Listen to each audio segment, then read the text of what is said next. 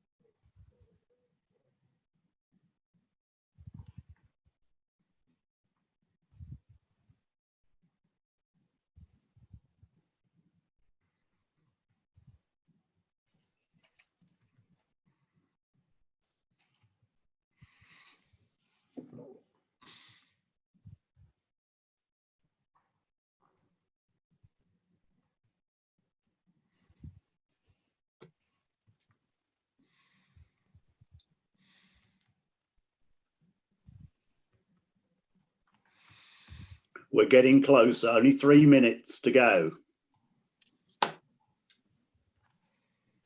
Ian, are we starting with the COVID report, did you say?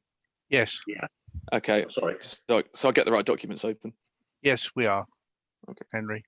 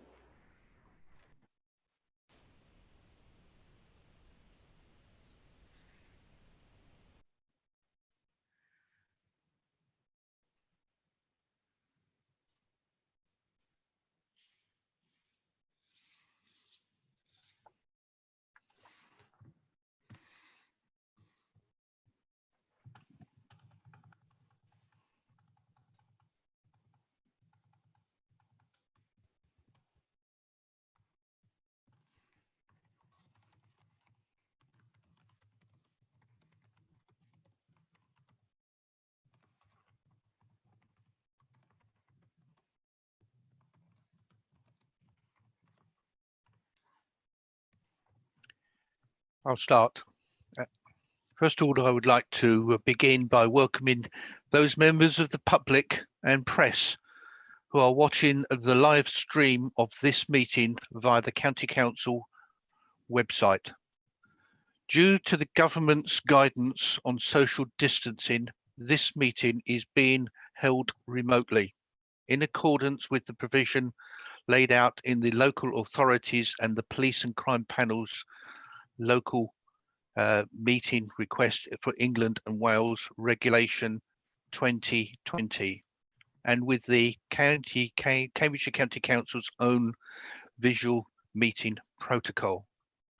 A decision summary of the meeting will be produced in the usual way, and a recording of the minutes will be available to view on the minutes page of the county's website. To ensure the meeting is run in an orderly manner, I would ask all members of the committee to keep their video cameras switched on for the duration of the meeting and to keep their microphones muted except when invited by myself to speak. Officers will join us to introduce their reports in the usual way.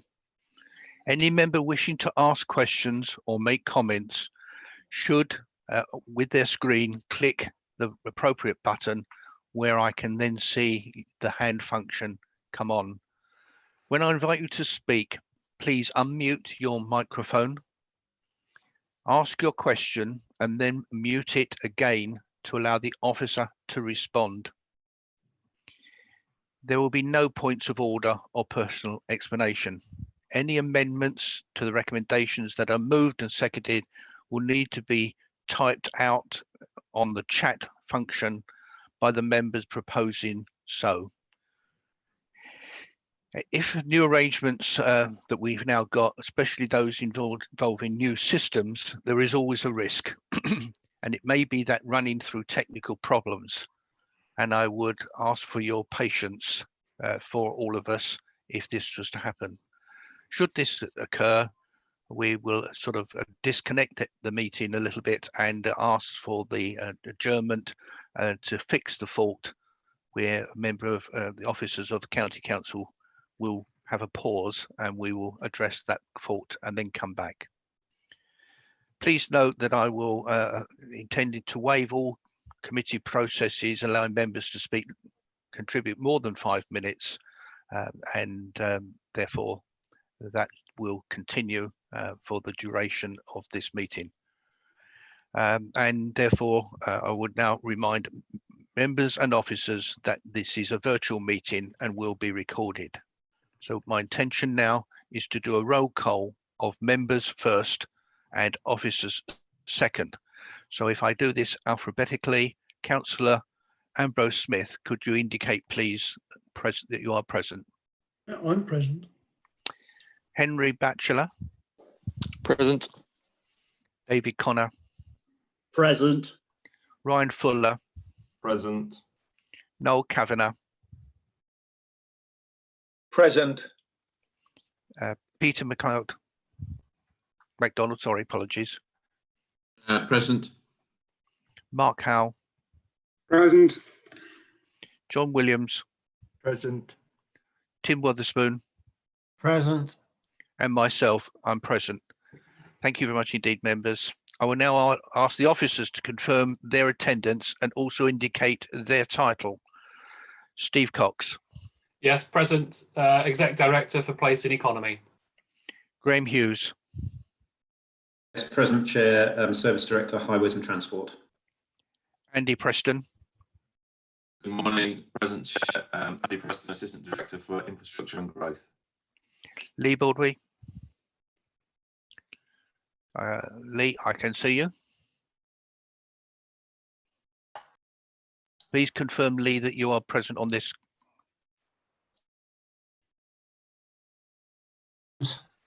Oh, I got it. Yes, present, Team Leader, Major Projects. Thank you. Rob Sanderson. Present, Democratic Services Officer. And Dan Snowden. Present, Democratic Services Officer. Thank you very much indeed, members and officers. Can I then move really to item 1, which is apologies and declaration of interest. Could I ask Rob, please, to report on any absentees, please? Yes, certainly. We've had Councillor Steve Tierney has indicated his apologies, and as already you will see, Councillor Mark Howell is his name substitute for the meeting. Thank you. Do any members wish to declare pecuniary interest or non-pecuniary interest? Does any member wish to declare an interest? I see no hands, so we can move on to item 2, which is the minutes of the last meeting. Okay, so can we please deal with those? They're on pages 3 to 28. Are there any matters that from those minutes, and are they a correct record of what took place on the 5th of March as a correct record? Can I ask any member who does not agree with this proposal to click and raise their hand feature on the right hand side of the screen? Thank you. I can see no member wishing to raise their hand, so we will move on. I see no objections to those proposals, and therefore those minutes are a correct record. So that will take place and appear in the minutes in due course. Can we then move on, please, to item 3, which is the action log?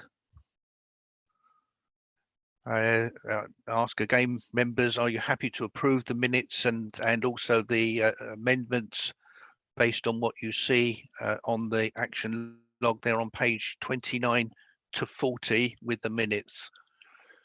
If any member wishes to raise any issue, please indicate. And I think, no, John Williams, yes, you are. John. Thank you, Ian. I noticed that in your response to regarding the complaint about Fendon Road,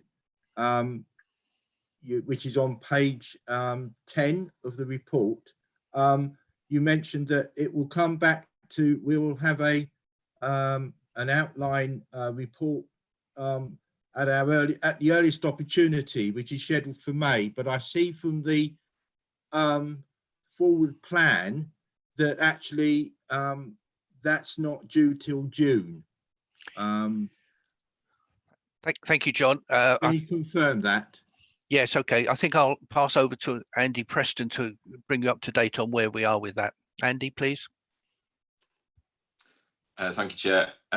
Yeah, there was a plan to bring it to May at the earliest opportunity, with regard to the urgency of hearing the paper, the decision was taken to defer that through to June. Work is underway to establish the position with all of the schemes in the south of the city that the Section 106 programme is funding, and that paper is being drawn together now. But the plan at the moment is to bring that to the June committee, based on the level of urgency for that particular decision. Okay, thank you very much. I just wanted that clarified. Thank you. No, we have had some discussion, John, and hence it's gone back a month. Okay, so I'm content with that approach at the moment. Is there any other questions? No, I've no other indication from the action plan. So can we move on? I think then to item 4, which is petitions and public questions. I have received no public questions or petitions, so we can move on. I would wish actually now to change the order of the agenda with your agreement, and wish to change it and bring the item, which was the late item that was produced on the COVID-19 current position. All of the future meetings will have a report coming on that, on all service and policy committees from now on. So you'll see that if you're on other committees, a particular agenda item which will be listed in May, June for these committees as well as the rest. So with that in mind, that the reason for the urgency is, as I'm sure we're all living through the current position. So I'm going to invite Steve Cox now to introduce the report, which you have been sent. So Steve, if you'd like to introduce it, please progress. Thank you, Ian. Thank you for that. Yes, I won't go through all the detail. As Ian has said, as the chair has said, this has come as an urgent report, and every service committee now will receive an update on COVID, which from now while the crisis persists. The background to the Resilience Forum being established is set out in the paper, and also the establishment of the Strategic Coordination Group that's chaired by Chief Executive and CCG together. There are a series of tactical groups that have also been established beneath the SCG that are listed in paragraph 3.4. For the County Council itself, along with Peterborough, we've got our own command and control functions through a JMT Gold meeting every morning at 8 o'clock. And then importantly, how we then communicate what actions are being taken. There are a number of measures that are in place. There are weekly highlight reports from the main areas of operation that are sent to all members. All members receive 2 daily reports, a media report every morning, and then a report of government announcements later in the afternoon. And as we've said, every service committee will receive a COVID report from now on, and this is our first one, as we've said. Some of the activities are also set out in the paper. The establishment of a volunteer hub has taken place to coordinate the resources needed to tackle the virus. And importantly, the sustainability of adult social care and supporting vulnerable children is forefront in the minds of us and the work that we're doing. The redeployment of staff also is something that is prominent within the work of the coordination hub. You'll see in there the service response in paragraph 5.1. So this is the focus around what we're doing in P&E to respond to the virus and the crisis. Within there are measures around the HRC that's been closed, but plans being prepared for it to reopen. I won't go through all the others. You'll see them in the paragraph 5.1. Happy to take questions on those, and generally any questions, happy to take them, Ian, on the paper. Thank you. Okay, thank you very much. So would any member of the committee wish to ask a question of the director? I've got three come here for Noel Kavanagh. Please ask your question. You'll have to unmute. Noel, unmute first. Thank you. Please ask your question, Noel. Yes, yes, indeed. Yeah, my question's to do on the service response. You've got an allusion there to the bus companies running reduced services. It was just out of interest. Do we know what provision the companies are making for making sure drivers are protected? You know, we've heard nationally that some companies are providing full PPE for drivers and so on. So I was just wondering what Stagecoach and the other service providers were doing to protect the drivers. Okay, thank you, Noel. Steve, I don't know whether Graham is on the line as well, so whichever wishes to answer that question, please. I'll take questions one by one and ask officers one by one to respond. So kick off, Ian, and Graham may want to come in if he has more detail. They will be aware of the guidance that government have issued around social distancing, and I think there have been concerns raised about the protection for drivers particularly, and also we're very mindful of drivers and social distancing of passengers within buses as well. And we've been looking at how we can support some of those services to make sure they're not there aren't too many people on each bus, and that they can retain social distancing as well. But I'll ask Graham if he's got any more detail on the particular bus companies and any measures that they are taking that we're aware of. Thank you, Steve and Chair. No, I'm not aware of anything else. I mean, just from observation, they aren't, for example, wearing masks. So it may be something that, Chair, we can pick up with the bus company just to make sure, or the companies to make sure that they are using appropriate methods. But I'm not aware of anything else other than what Steve has said. Okay, I'll just come in. Can we please inquire of the bus companies, which we have more than one within the county, and perhaps at our next meeting put something in there about what is currently happening with the bus companies, please. Thank you, Noel. Henry.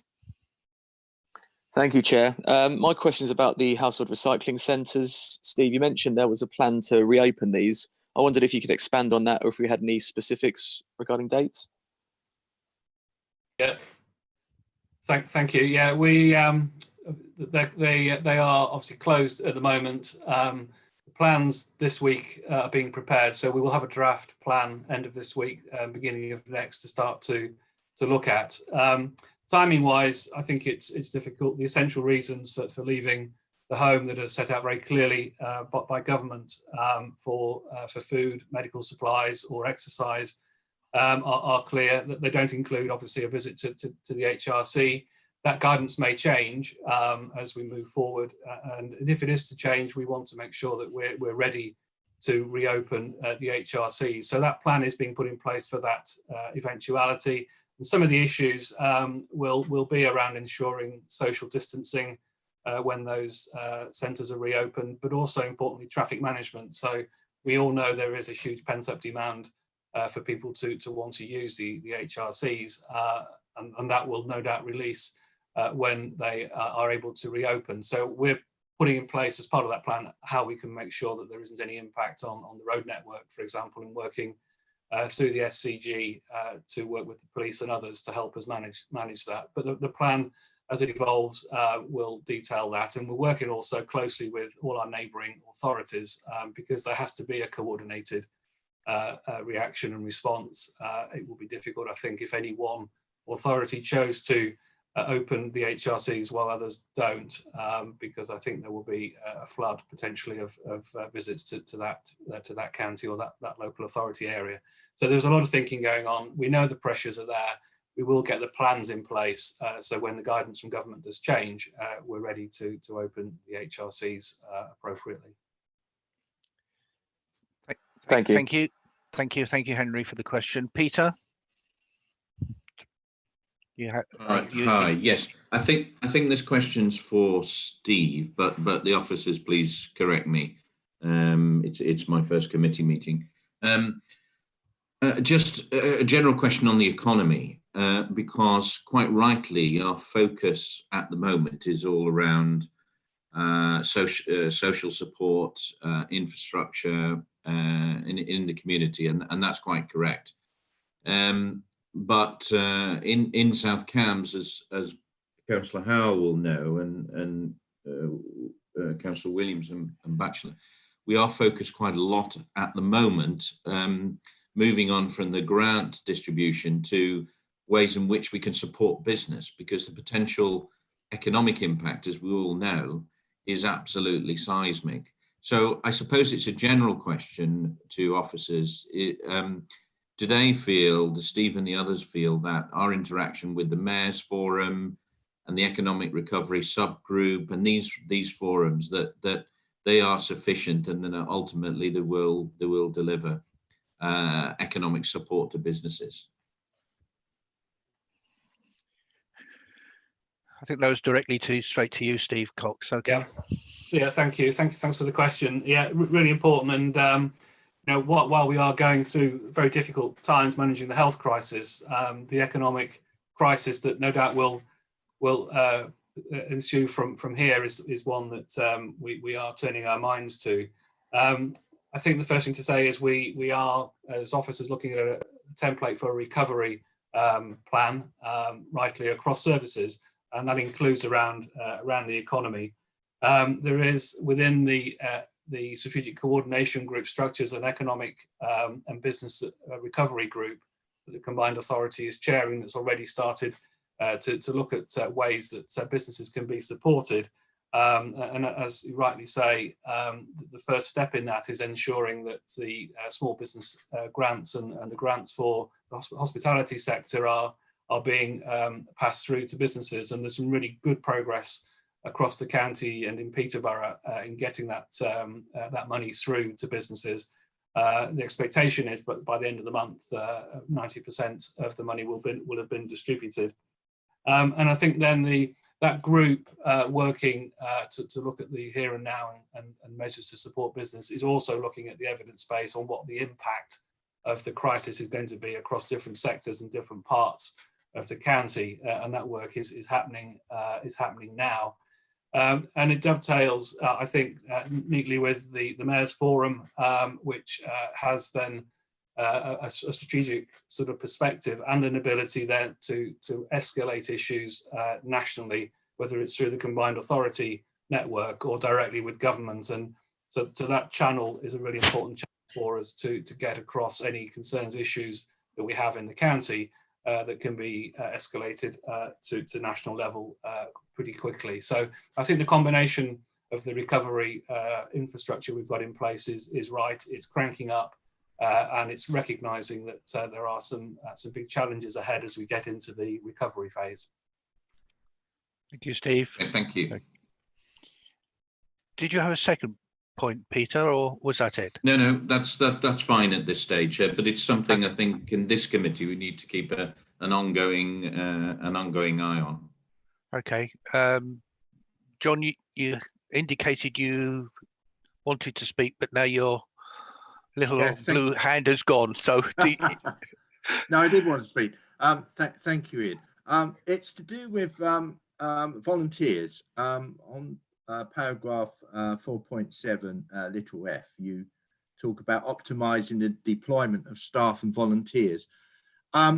There has been, I have to say, a bit of confusion in South Cambs about how the volunteers, that the people that have volunteered to the county are being used. I understand there's an app which local groups can use to source those people who have approached the county to volunteer rather than their local group. I wonder, Steve, if you could explain how local groups get access to this pool of volunteers that have gone to you rather than to their local, direct to their local groups.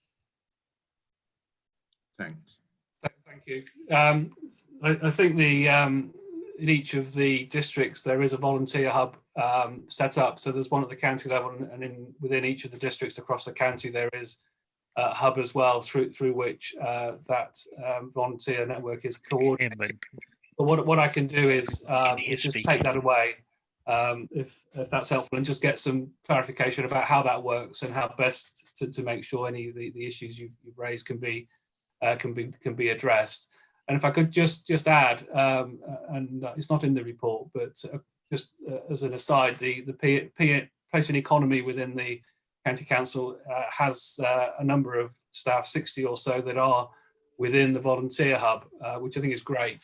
So this is staff redeployed away from their day jobs in a really positive way to help with things like the contact centre and speaking to shielded groups, but also at the testing centres. So we will positively be maintaining services as we can, but also I think recognising the important role some of those staff then are playing in supporting the volunteer hub and giving support to communities across the county. Thank you, Steve. Thank you, Steve. If you could let members have that information of how the local organisations can tap into those volunteers, that would be very helpful. Thank you. Thank you. Noel Kavanagh, you've still got a little blue hand up. Have you finished, or did you want to ask a supplementary question? I was just going to ask a supplementary question, if that's okay. No, that's fine.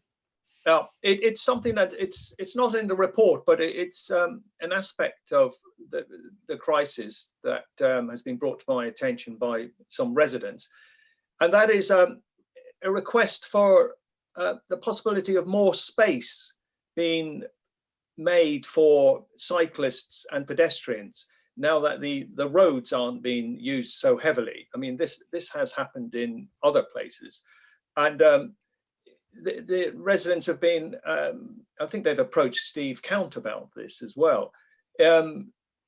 The possibility of sort of putting in kind of wider areas for pedestrians to walk on, taking room off the roads to do this.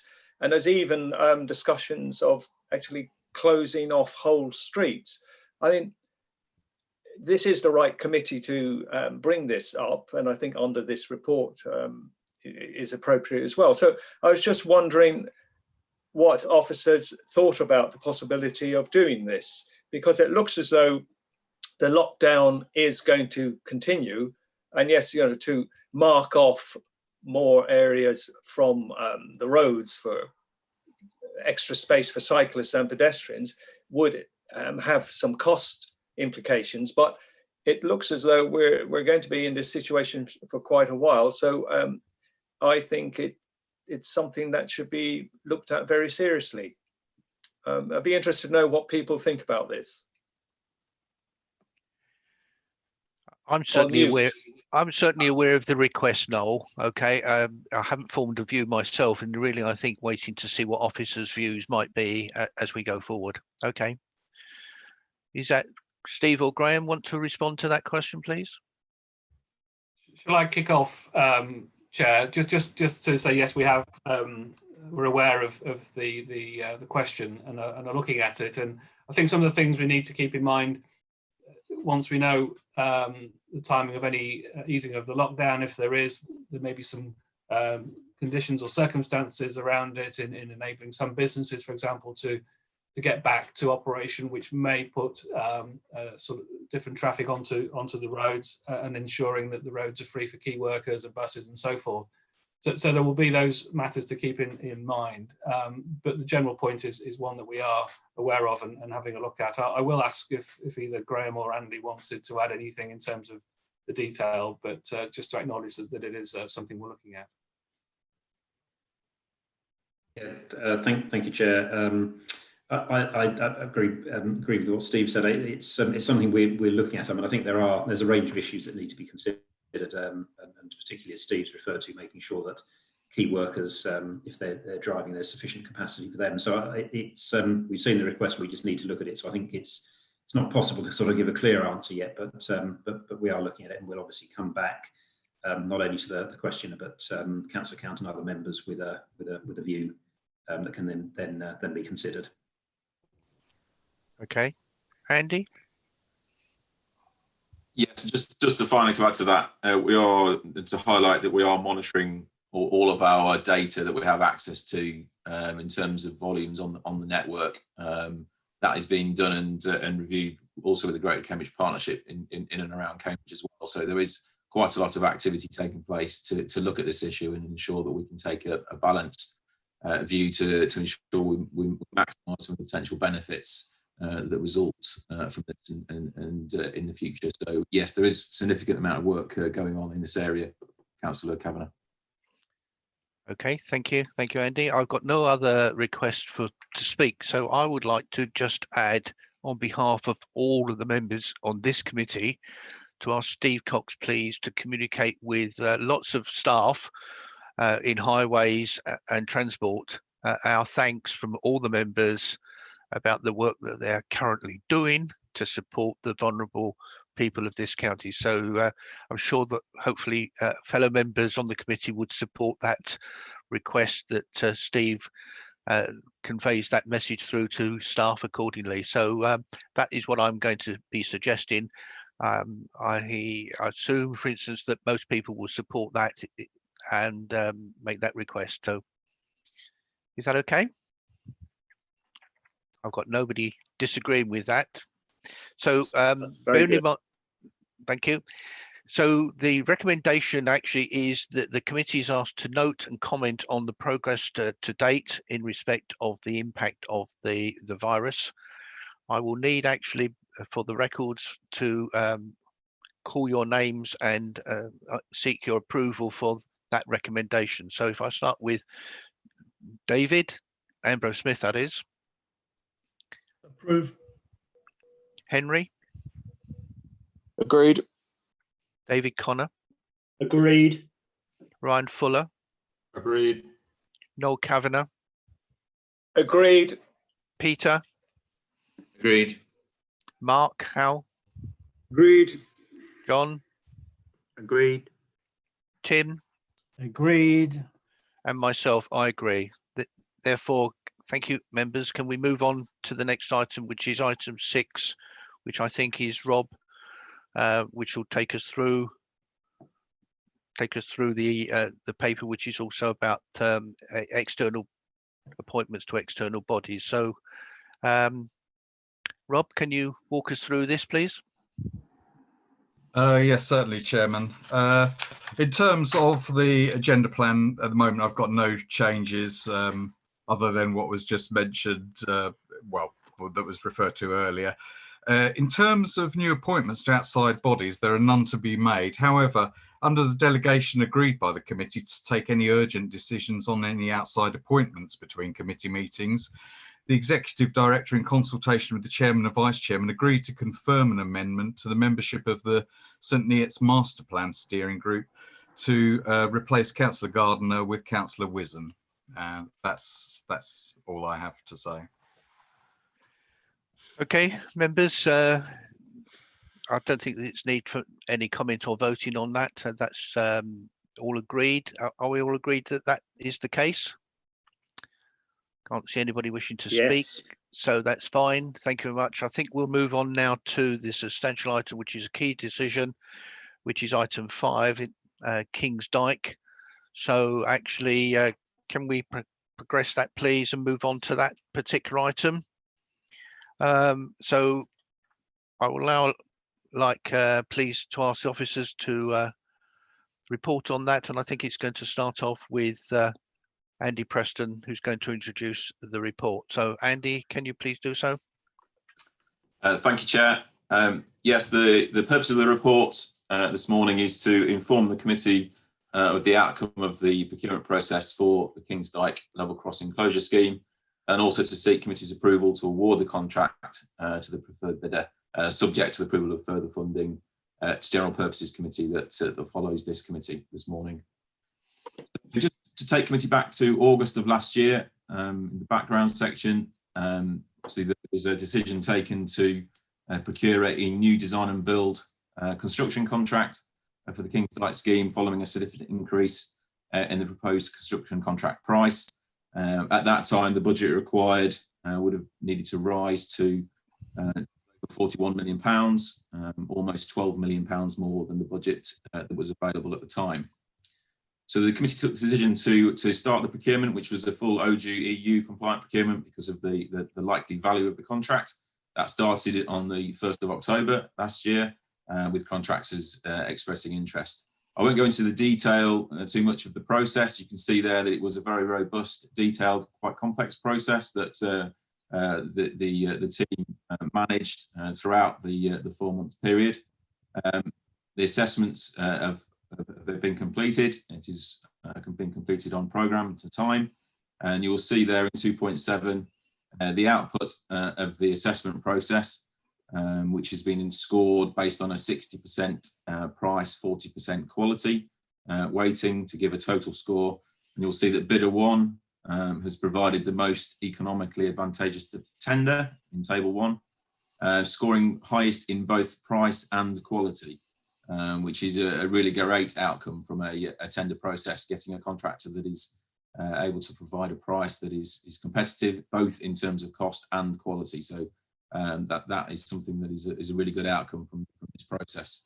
So the recommendation to the committee today is to propose to award to bidder 1, and the details of the names and pricing is in the appendix, because we are still in a confidential tender process, so we aren't able to make that publicly available. That will be available at the end of the standstill period, the 10-day period that follows this decision, notification to the tenderers.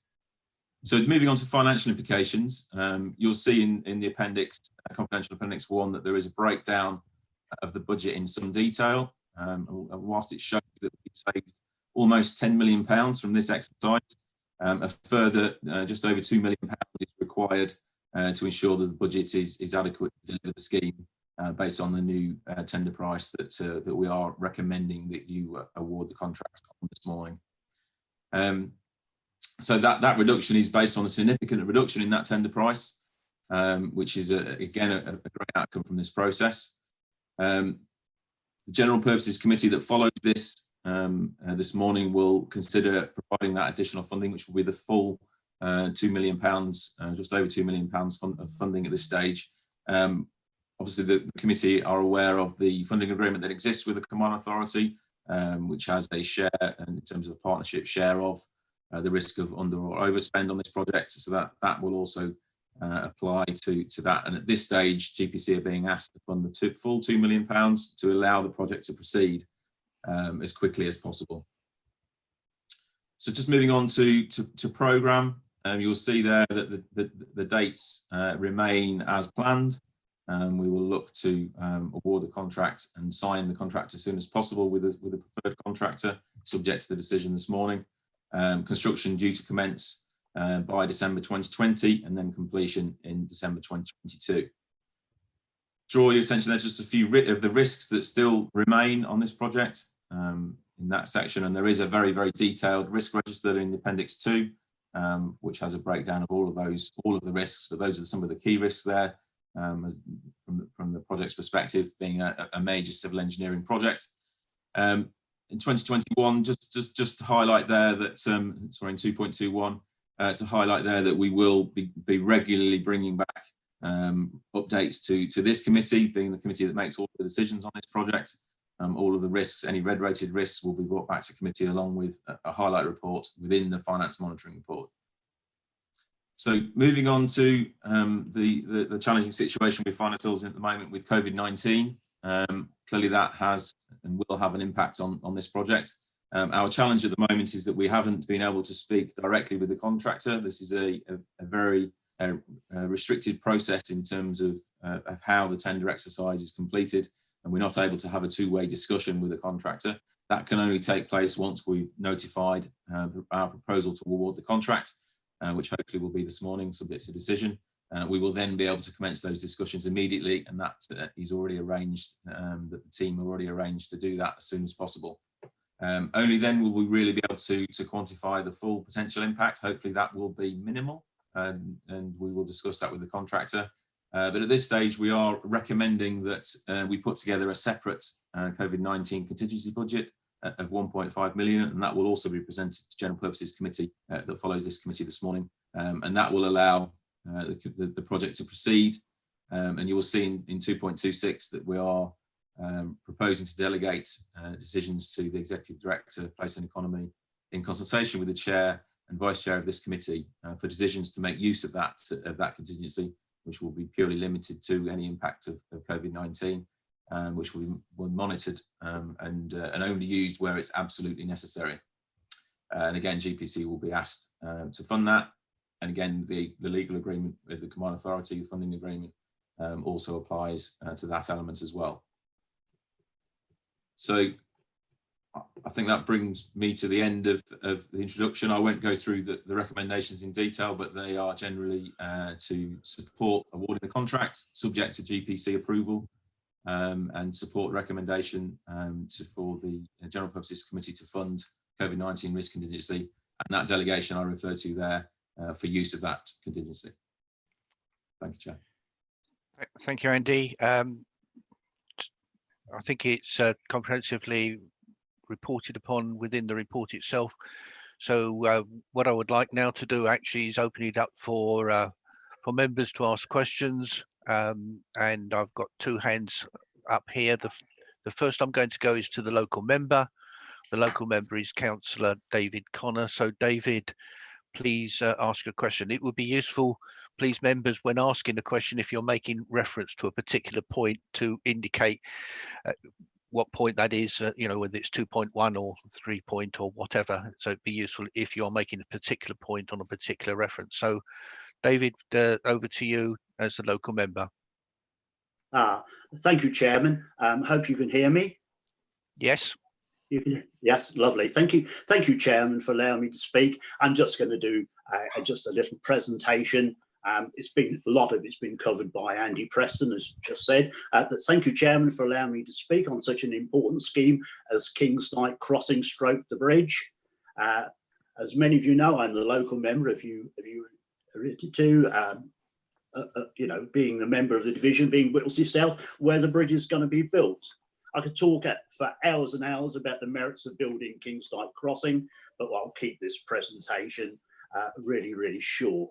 Firstly, though, I'd like to state that it's got a really high business case, it being 8.37, which is quite unique for these sort of projects, which highlights the huge benefits of the scheme for the residents of Whittlesey and for the use of the A605 further afield. Secondly, it will almost certainly be a great economic benefit to Whittlesey in the form of much needed growth and houses, indeed, for Fenland as a whole. Thirdly, if the business case shoots up greatly when you take into the account of closing the North Bank, which has been closed due to flooding on numerous days this year, adding much pressure to the A605, particularly Kingsdyke crossing gates, which are closed for 25 minutes in every hour, causing tailbacks to Whittlesey one way and to stand ground in the other direction in peak hours of the day. But not really, I'd like to say my thanks go to officers who worked extremely hard on the procurement, which has resulted in almost a £10 million saving, subject to the decision of the C&E committee here today to award the contract to the preferred bidder. So, gentlemen, ladies and gentlemen, members, please be assured this or a subsequent committee will continue to have oversight on the project coming forward. And if anybody's got any things, obviously you can ask me as being the local member. So I please, can I urge this committee to support this project here today to see Kingsdyke Crossing Bridge come to fruition as soon as possible. Thank you very much for listening to me. Thank you. Thank you, David. Next speaker is Henry Batchelor. Henry, sorry, let me just finish. I don't think there was a question in your speech there, David, and thank you for keeping it short to the point. I'm happy to answer any questions if anybody wants them, though. Okay, thank you. Henry? Yeah, thank you, Chair. Just a quick question. I don't have any issues with anything in the report, just a bit of clarity. I wasn't completely clear where the 1.5 million for the COVID fund was coming from. I just wondered if we could have a bit of clarity on that, please. Okay, Andy or Steve or Graham? It's the 1.5 million that is being asked of General Purposes Committee. Where does that come from? The Chair, the plan for that is to be provided again by potential borrowing only if it's obviously to be used, not necessarily to be used. Potentially it is a contingency, so hopefully we won't need to use the contingency. It is the place we would like to be, but should it need to be used, it would come from potential borrowing, and that is what has been proposed to General Purposes Committee. Hopefully that clarifies that, Henry, for you. Yeah, thank you. Okay, it is it's difficult thing we're living through at the moment, so it's we're hopefully, fingers crossed, as the project gets underway and starts to actually get on the ground, and then it's just the supply chain as well, that might have influence on the contractor as we go forward. So it's as Andy Preston has just said, a contingency which hopefully we won't have to use. So I describe it as a bit of belt and braces time under the current climate we're living in. Okay, I've got David Ambrose Smith next. David. Thank you, Chairman. 3 points, 2.21 and 2.26.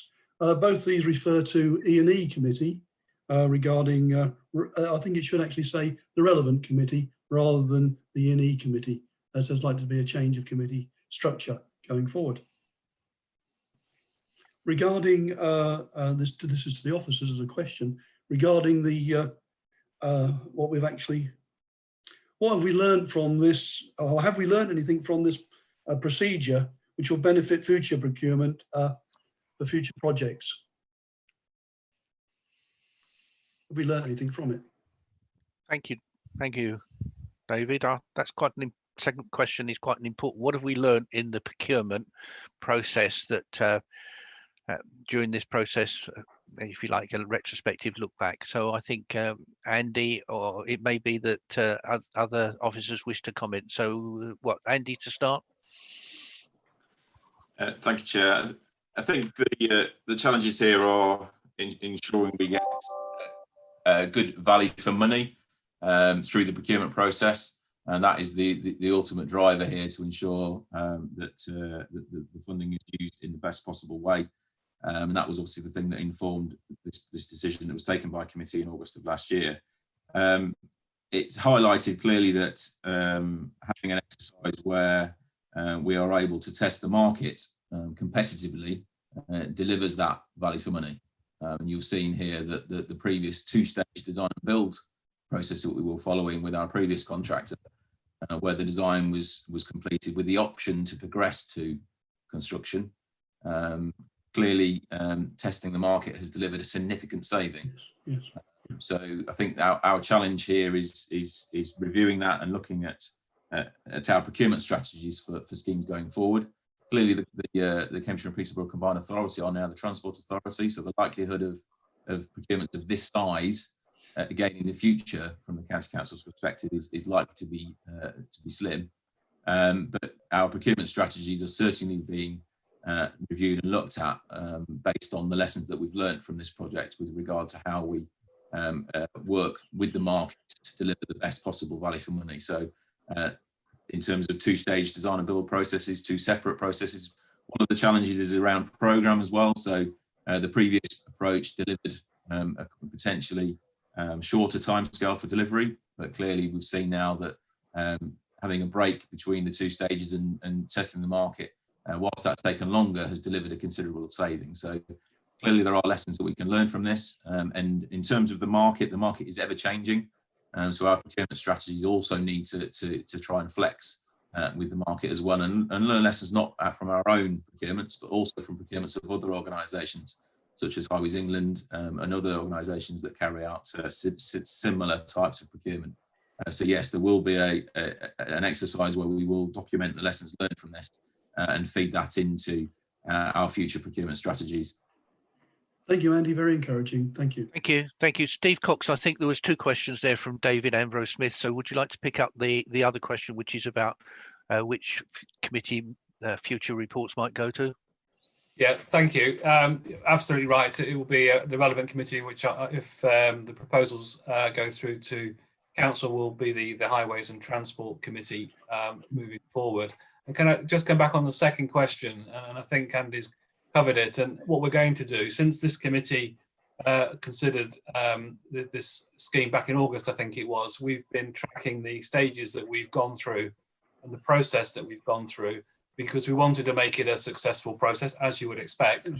And we will be writing that up so that at the point from then till now and beyond, we can document exactly what it is we did, how we got to a position where from a £10 million saving from this process was resulted, so that we can learn for future schemes. And actually, if that documented evidence can be used to celebrate the process that we've been through, because I think we ought to be doing that. Yeah, thank you. Can I just add, please, that I think it would, once that has been written up, that it is actually shared with the Combined Authority, with Greater Cambridge Partnership, because I think there are lessons for all of us, and it can be shared, I'm sure it would be shared with other districts as well that do major projects. So I think it'd be quite keen to see that particular report at an appropriate time to be shared. And I think it's appropriate at this point that that I thank the Combined Authority for their contribution, which is in money terms, and obviously very grateful for their contribution. So I think that needs to be recorded within the minutes, please. Next question actually is from Tim, Vice Chairman Tim. Yes, I was just picking up on the question from Henry Batchelor, and this may well actually come up in the General Purposes Committee meeting that follows. On that 1.5 million COVID contingency fund, how was that quantified? I think because obviously wherever it comes from, it may reduce the freedom to tap into resources for other projects? You see what I'm saying? So, I mean, was 1.5 million a finger in the air, or was it based on a set of circumstances which could reasonably be foreseen at this point in time? Thank you. Thank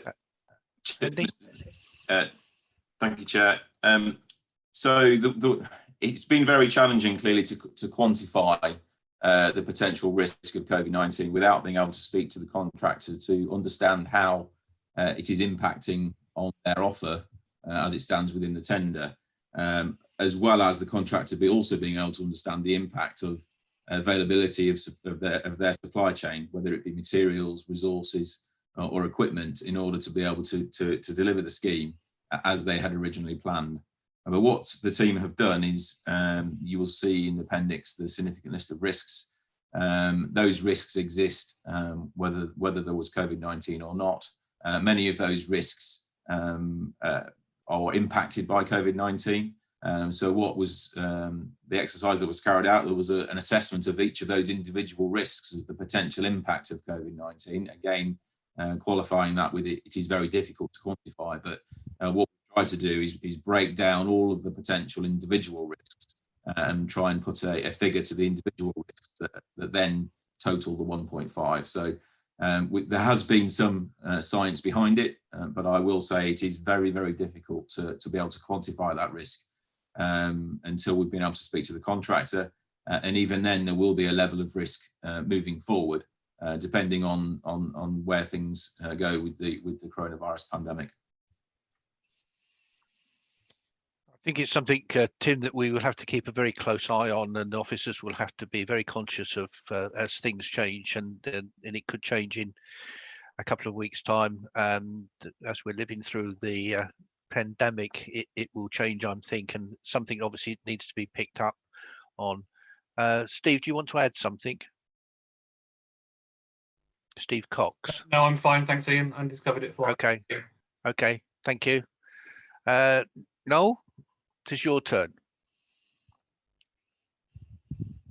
I think I'm aware that any major construction to be undertaken in our region, our area in particular, and it's mentioned in this report here, are the ground conditions, you know, and there's always that phrase, the unforeseen ground conditions. I know we're at early stages and we're at the tendering stage and so on, but has any investigation been undertaken of the ground conditions, even at this early stage, just to see if there, you know, if there are any sort of possible problems there that could add to costs when the actual project gets underway? I mean, just out of interest, how early on do the engineers start investigating the ground conditions so that they actually have a reasonable amount of confidence about what they're going to encounter as the project develops? Thank you, Noel.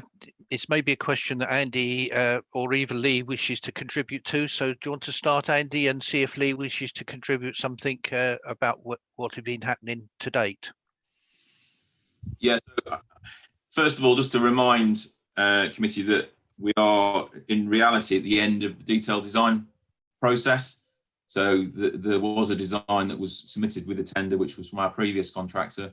That has been worked on by the new contractors who've submitted their bids. So there was basically a completely designed scheme that existed, which was supported by a significant amount of ground investigations and surveys that have been carried out both by the previous contractor, but also by Skanska at the earlier stage and during the preliminary design stages. So there is a significant amount of information about the ground conditions in that area. Obviously the Star Pit in particular, but also the ground conditions with regard to peat that exists to the west of the scheme towards the Peterborough end of the scheme. There is a lot of information that is available that was issued with the tender. So all of that information was wrapped up and issued with the ITT invitation to tender for all of the contractors to take into account when they were producing or amending the design and then putting their bid price to that.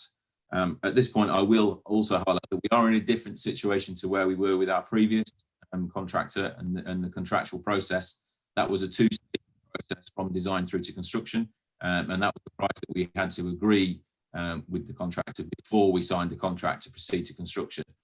The position we're in now is that we have let the contractor, all the bidders, they've produced their design, they've costed their design. That is now the price that we signed the contract for. So there is not a situation where now we begin discussions with the contractor and that price changes. The contract is the contract, and we sign that contract at the outcome of this, subject to clearly this committee approving that we do so. There is therefore not a risk that that price changes between now and the signing of that contract. Clearly, following that, there are significant risks, COVID-19, etc., as there are on all major schemes, and ground conditions will remain a risk. So whilst there is a significant amount of information that exists that has informed up to now, as we will retain the ultimate risk of the ground conditions. So should the contractor uncover something during construction that was unforeseen, then that will remain our risk, and it would be what's referred to as a compensation event. The contract and the price would be amended accordingly and assessed, but there is a rigorous process in place to control and negotiate those and look at it in detail, which is we are supported by an independent consultant in doing that. But be assured this risk has been very, very closely managed and is reduced to an acceptable level at this point because of the amount of work that is already completed. Thank you, Andy. I think that covers it all. We seem to, I think, have lost Councillor Weatherspoon at the moment. So can I just ask Dan, please, to see if we can get hold of him as we go now towards the vote. I've got no other speakers wishing to speak, so I would intend to go to a vote. And therefore, apologies, Chairman. Sorry, Chairman. Do you mind if I just ask a quick question? I'm sorry. Oh, sorry. No, go ahead, Mark. But can we find out? Get Tim back on the line, as they say. Yeah, I'll keep things going until Tim comes back. Okay. And it's a follow-up of Noel's question, really, if you don't mind, to Andy, I suppose. Andy, Chairman, through you, yeah. to Andy. Andy, thank you very much indeed for that. Much appreciated. One of the things I've often found is that you can have many people come out in surveys and experts and things, but sometimes local knowledge is everything. And so I suppose my question is, have we asked the people who sort of know the land, the farmers and those around the Star Pond or lake and everything like that about the land? Have we spoken to them? Because they may know, and I'm not saying there's a munitions dump there or there's some sort of quirk upon that thing. Have we asked them as well? Thank you, Chairman. Thank you. So, Andy, I think it's what local input has been into the process of early investigations. Thank you, Chair. Councillor Howell, yes, there has been some local investigatory work from the local knowledge and history of this area with regard to ground conditions. Clearly, Forterra, as an operation in terms of Star Pit and quarrying of clay materials, there is quite a lot of information that exists, historic information about the ground in this area. That has been provided to the contractors, and many of the contractors have also spoken directly with Forterra. We are aware that many contractors contacted Forterra and the local businesses to discuss the scheme and look at alternatives in putting together their bids. So that has also taken place, and clearly we will continue to have those lines of communication with the local businesses and organisations, as well as clearly the local community as we move forward with this project. But yes, a lot of information has been provided. Just in terms of unexploded ordnance, we have had a specific survey of that. And that hasn't shown that there are any issues. So we have also covered that as well. Okay, thank you very much indeed. Thank you, Chairman.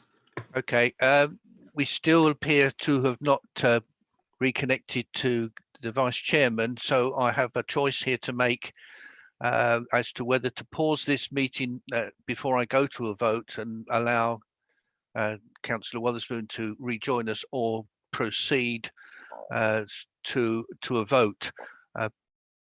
Dan, do we know if that's likely, if he's got severe problems, then I'll go straight to the vote, I think. Dawn has phoned Councillor Wallace-Spoon. He is attempting to reconnect, but it doesn't appear to be that he's able to reconnect easily by the looks of things. So I can only assume it's his internet connection gone completely. Okay. Thank you. I think members, with your permission, I think I'll go and read out the names for the vote. I've got no other indication of anybody wishing to speak. Noel, have you finished? Because your little hand's still up. Do you want to ask another question, Noel, or are you happy to go to the vote? You need to come off mute. Thank you. Thank you. Okay. Right. I am now going to call upon the names of the members of the committee to establish the voting. So I'll read out the names and you obviously indicate for or against. I'm looking at all of the recommendations which are in the papers, which is A, B, C, D, and E. I'm taking them en bloc. So David Ambrose Smith. For. Henry Batchelor. For. David Connor. For. Ryan Fuller. For. Noel Kavanagh. For. Peter. For. Mark. Agreed. John Williamson. For. Now let's just try Tim to see if he has reconnected. And there's silence. So he has not reconnected. And myself, and I'm for the proposals. Therefore, the recommendations as laid out on the paper of A, B, C, and D are duly passed and will go obviously to the General Purposes Committee in due course. I think we are now reaching the end of the meeting. I think we have reached the end of the meeting. So can I just actually say thank you to all the members and all the officers that have participated, and lessons learned. Hopefully we won't have to do this forever and a day. Slightly missing driving down the new A14, but not a lot. And I'm not going on the bus either, by the way, for any of you. So thank you all for your time, and hopefully all is well. The meeting is now closed. Thank you.